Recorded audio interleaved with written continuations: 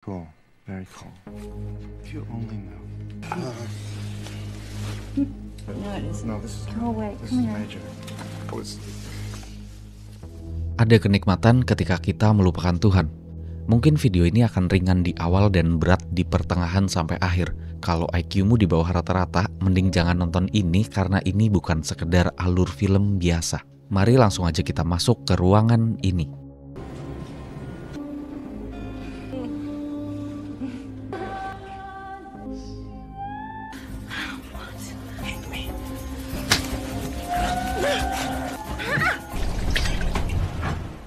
Ada sebuah film berjudul Unfaithful yang dirilis pada tahun 2002. Film itu mengisahkan seorang wanita yang hidup dalam keluarga yang dimimpikan banyak orang. Suami kerja sukses sebagai pemilik perusahaan produksi, anak yang sehat dan tentu terjauhkan dari masalah finansial. Wanita itu bernama Connie. Suatu hari ia ingin pergi menemui temannya di sebuah tempat. Di tengah perjalanan, kota mendadak ada badai angin yang membuat suasana orang-orang kacau. Tanpa sengaja, dia bertabrakan dengan seorang pria yang cukup tampan dan lututnya terluka.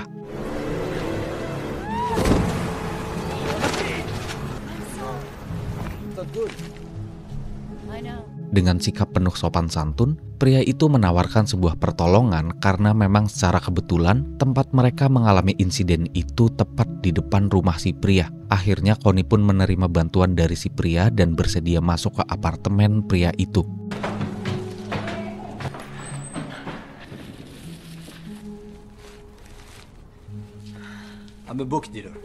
Di sana diberitahu nama pria itu adalah Paul, dan saat Connie masuk ke apartemen itu, ia cukup terkesan dengan banyaknya buku yang terpajang di setiap sudut ruangan. Mulai detik itulah, tatapan mata tipis-tipis mulai terjadi. Mereka saling mengenal dan mulai menjalani kedekatan. Nampak Connie yang sangat tertarik dengan kehidupan Paul, bahkan sering berkunjung ke sana sebagai teman.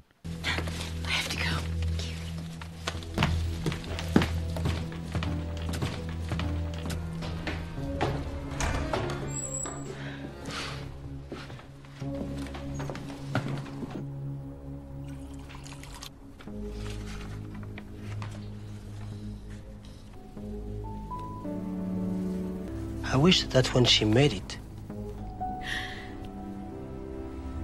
I had better go. Thanks for the coffee. Setelah hari itu, Connie mulai merasa ada yang salah dengan pikiran dan perasaannya. Saat dia pulang ke rumah, dia nampak bingung apa yang sedang ia rasakan. Ia mulai mengenal pria lain dan dia pun berpikir bahwa ia harus menjaga kesetiaannya pada sang suami. Tapi hari terus berlanjut dan perasaan gak gampang buat dikontrol.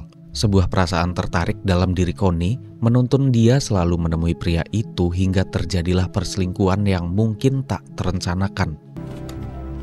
Hello. Hello. Tu veux enlever ton manteau?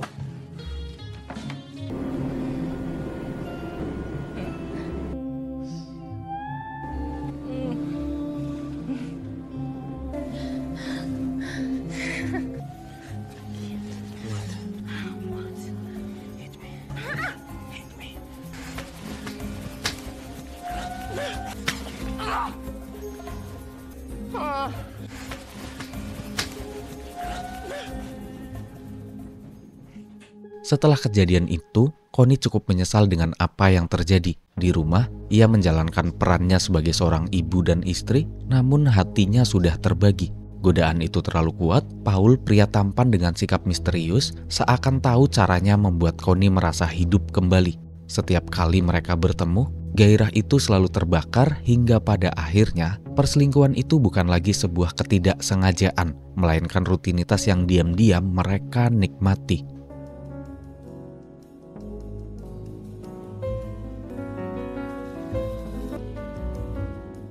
Saking seringnya, Edward mulai curiga. Ia merasa ada yang berubah dari istrinya. Tatapan Connie, senyum yang tiba-tiba menghilang, dan alasan-alasan kecil yang sering dibuatnya untuk pergi keluar rumah. Insting seorang suami tak bisa dibohongi. Diam-diam, Edward mulai menyelidiki. Ia menemukan tanda-tanda kecil, nomor telepon, tiket kereta, dan sikap istrinya yang sulit dijelaskan.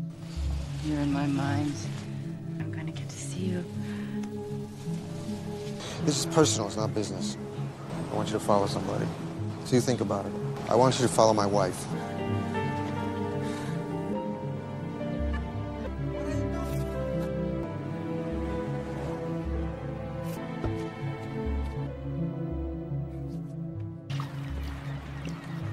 She sees him during the day. Stays about 2 hours, maybe 3.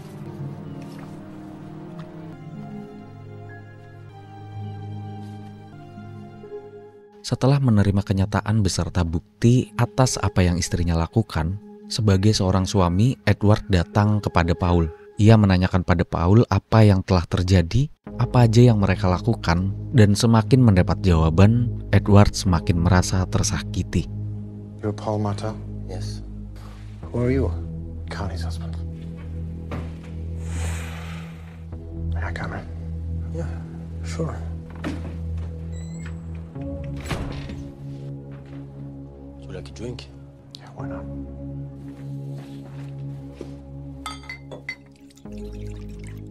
So tell me, how did you meet my wife? By accident, on the street.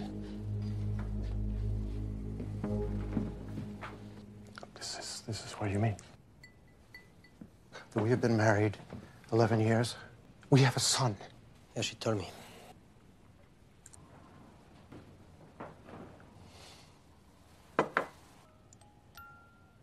Where did you get this? I can't. What? I'm feeling sick. Di sana Edward melihat sebuah hadiah yang pernah ia berikan pada Connie ternyata terpajang di kamar milik Paul. Sakit hatinya bertambah dan saat Edward menanyakan kepada Paul, tanpa menunjukkan sedikit pun rasa bersalah, Paul menjawabnya dengan ringan. Tentu hal itu membuat Edward melakukan tindakan yang tentu nggak dia sadari.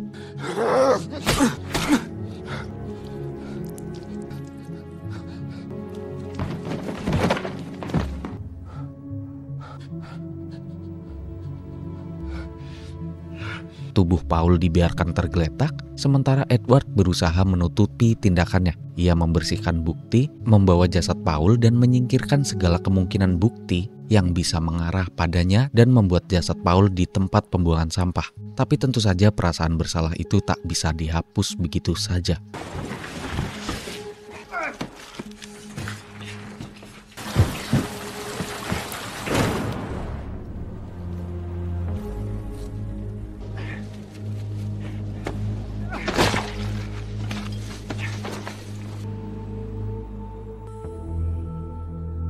Di rumah, Edward kembali duduk di meja makan bersama Connie dan anak mereka. Tapi kali ini suasananya berbeda. Ada rahasia besar yang mereka simpan, yaitu Connie dengan perselingkuhannya, Edward dengan pembunuhan yang ia lakukan.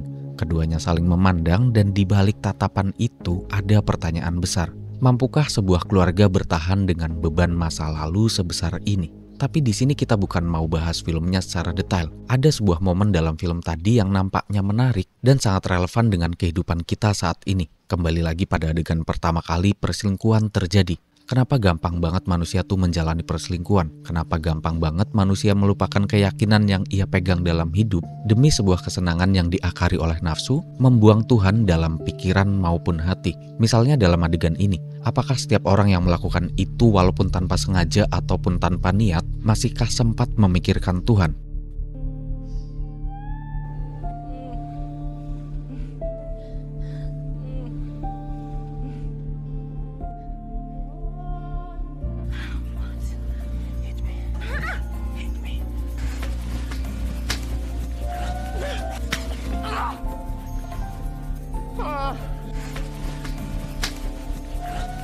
Buat kita yang udah dewasa, dalam berpacaran atau yang pernah selingkuh, apakah kita sepakat ada momen dalam hidup kita di mana kita menggebu-gebu begituan tanpa ada Tuhan di hati apalagi di kepala?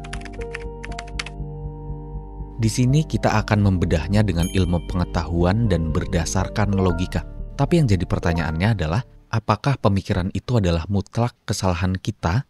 Apakah manusia benar-benar punya kebebasan untuk melawan nafsu? Atau kita sebenarnya sudah diprogram oleh Tuhan untuk kalah? Soalnya ada teori determinisme yang berbunyi, manusia tidak sepenuhnya bebas. Kita hanya hasil dari rangkaian sebab akibat, nafsu, lingkungan, trauma. Semua itu sudah menentukan tindakan kita sebelum kita merasa memilih. Mungkinkah semua itu sepenuhnya salah kita? Perselingkuhan sebenarnya hanyalah contoh yang ekstrim.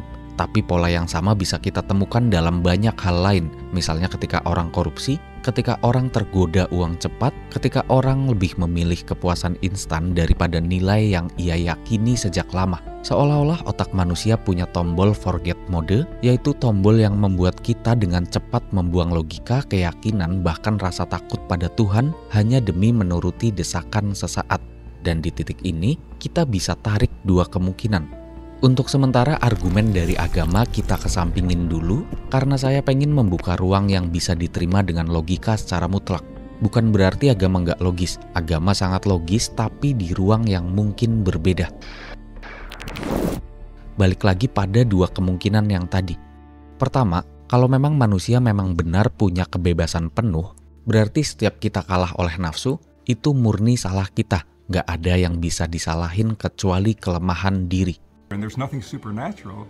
Well, events in the brain, including those events that lead to your conscious deliberations that perhaps were not conscious. But that doesn't mean that those events are causal. All our decisions are the result of a prior brain activity.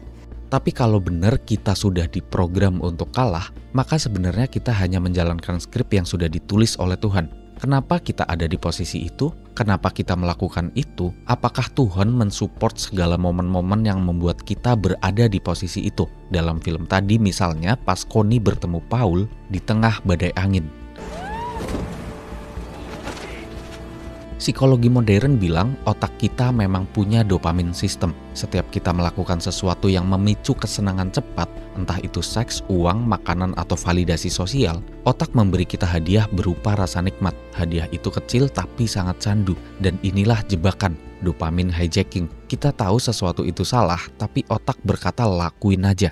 Nah, di situ padahal otak yang kita punya ini kan bukan kita yang menciptakan, itu ciptaan Tuhan. Nah, kalau memang Tuhan yang mendesain otak kita dengan sistem dopamin yang bisa gampang banget tergoda, mungkinkah adil kalau semua kesalahan itu disebut mutlak salah kita? Pertanyaan ini jangan dulu dijawab sekarang. Untuk sementara kita geser dulu ke teori yang melawannya. Nietzsche, seorang filsuf Jerman, pernah menyindir bahwa moralitas hanyalah tirai tipis yang dipasang manusia untuk menutupi insting purbanya. Bayangin gini, dari luar kita kelihatan sopan, beradab, punya keyakinan, taat pada aturan. Tapi semua itu hanyalah kain tipis. Begitu kain itu ditarik sedikit aja, yang muncul sebenarnya adalah insting paling dasar, yaitu nafsu, ego, dan rasa ingin memiliki. Tapi di sisi lain, filsuf eksistensialis seperti Sartre bilang, kebebasan itu nyata, dan justru penderitaan terbesar manusia adalah karena ia selalu harus memilih, karena Tuhan selalu mendatangkan situasi yang menghasilkan pilihan. Artinya setiap kali kita menyerah pada nafsu, itu bukan karena kita diprogram untuk kalah, tapi karena kita memilih untuk kalah. Di titik ini, ada satu dilema yang gak bisa kita hindari. Kalau Nietzsche benar bahwa moralitas itu hanyalah topeng tipis, kalau Sartre benar bahwa setiap manusia bebas penuh untuk memilih, maka pertanyaan berikutnya jadi jauh lebih tajam. Kalau memang Tuhan menciptakan kita dengan nafsu yang sekuat ini, apakah adil kalau Dia menuntut kita untuk selalu menang melawan nafsu? Terus dari mana sih kita tahu bahwa Tuhan memang memerintahkan manusia untuk melawan nafsu? Jawabannya sederhana, karena hal itu jelas tertulis di dalam ajaran agama. Dalam Islam misalnya, perintah menahan diri dari nafsu sangat sering diulang. Misalnya dalam Al-Quran yang menegaskan, dan ada pun orang-orang yang takut akan kebesaran Tuhannya dan menahan diri dari keinginan hawa nafsunya, maka sesungguhnya surgalah tempat tinggalnya. Dalam ajaran Kristen pun sama. Paulus menulis dalam surat Galatia 5:2-17, sebab keinginan daging berlawanan dengan keinginan roh, dan keinginan roh berlawanan dengan keinginan daging. Keduanya bertentangan, dan di sini daging dimaknai sebagai nafsu manusia yang selalu bertentangan dengan kehidupan rohani. Dari sini kita bisa lihat satu benang merah, baik Islam maupun Kristen sama-sama menekankan bahwa manusia dituntut untuk melawan nafsu, seolah-olah standar yang dipasang agama itu jelas, kita harus menang. Bayangin, manusia diciptain dengan tubuh yang penuh hormon, dengan otak yang memang dirancang mengejar kepuasan instan, dengan kelemahan yang bisa runtuh hanya karena godaan kecil, lalu setelah itu kita diminta untuk hidup suci, menjaga kesetiaan, tidak tergoda, tidak jatuh. Bukannya ini seperti meletakkan permen di depan anak kecil, lalu melarangnya untuk menyentuh sambil mengancam. Pertanyaan ini memang terdengar bahaya, Tapi justru disinilah letak kedalaman berpikirnya, karena dibaliknya ada dua kemungkinan jawaban. Pertama, mungkin memang inilah ujian terbesar manusia, bahwa hidup itu bukan tentang menghapus nafsu, melainkan mengendalikan nafsu. Karena kalau nggak ada nafsu, nanti akan saya jelasin. Sama seperti otot yang harus dilatih dengan beban, jiwa pun harus dilatih dengan godaan. Tanpa ada beban itu, kebiasaan kita tidak pernah benar-benar diuji. Kedua, mungkin kita selama ini salah memahami Tuhan. Bisa jadi Tuhan bukan menuntut kita untuk selalu menang, tapi untuk membuat kita sadar betapa rapuhnya kita. Dari sisi psikologi dan biologi, fakta ilmiah benar otak punya dopamine system. Tuhan menciptakan manusia dengan itu, sama seperti Dia menciptakan rasa lapar atau rasa sakit. Fungsinya positif, tanpa dopamin, kita nggak akan termotivasi melakukan apapun. Bahkan makan, minum, belajar, atau jatuh cinta pun tidak akan terasa penting. Jadi sistem dopamin itu bukan kesalahan desain dari Tuhan, apalagi kesengajaan Tuhan yang sengaja menjebak umatnya, tapi bagian vital agar manusia bergerak dan punya gairah hidup. Perlu kita sadari, masalah muncul ketika kita salah menyalurkan dorongan itu. Nafsu seksual misalnya, pada dasarnya berguna untuk reproduksi. Tapi kalau disalurkan ke arah yang salah, misalnya perselingkuhan atau pelecehan, barulah itu menjadi dosa yang harus dipertanggungjawabkan. Kalau dilihat cukup adil, dopamin itu gak hanya mengarahkan kita pada sesuatu yang buruk, dan itu adalah bukti bahwa memang benar manusia akan selalu mempunyai pilihan. Dan ketika kita tarik semua benang merahnya, kita akan melihat satu hal sederhana tapi menusuk. Manusia memang rapuh, kita bisa punya prinsip, bisa punya iman, bisa punya keyakinan yang kita banggakan. Tapi di hadapan godaan sesaat, semua itu bisa runtuh hanya dalam hitungan detik. Di era sekarang, fenomena ini bahkan jauh lebih dekat. Kalau Connie dalam film Unfaithful tadi harus menunggu kesempatan fisik bertemu Paul, manusia modern hanya butuh sebuah notifikasi ponsel, satu pesan yang masuk bisa menggeser arah hidup kita. Satu like bisa memicu rasa penasaran, satu DM bisa jadi pintu masuk menuju perselingkuhan. Dan semuanya sering dimulai dengan kalimat sederhana, sekedar bercanda. Kalau kita paham otak punya forget mode, bahwa nafsu memang bagian dari desain diri kita, maka kita tidak bisa hanya mengandalkan kekuatan tekad semata. Kita perlu membangun sistem, batas, dan kesadaran bahkan kecerdasan. Karena tanpa itu, kita hanya menunggu giliran untuk jatuh ke lubang yang sama. Dan justru disitulah letak kebijaksanaan Tuhan. Dia tidak menciptakan kita untuk menjadi makhluk yang sempurna, tapi makhluk yang sadar bahwa dirinya tidak sempurna. Pada akhirnya, perselingkuhan bukan hanya soal suami istri. Itu hanyalah simbol dari kecenderungan manusia untuk melupakan keyakinannya demi kesenangan singkat. Pertanyaannya tinggal satu. Apakah kita akan terus membiarkan diri kita jadi budak dopamin, atau berani melatih diri untuk menahan sejenak agar kita nggak menghancurkan hidup hanya demi rasa nikmat yang sementara?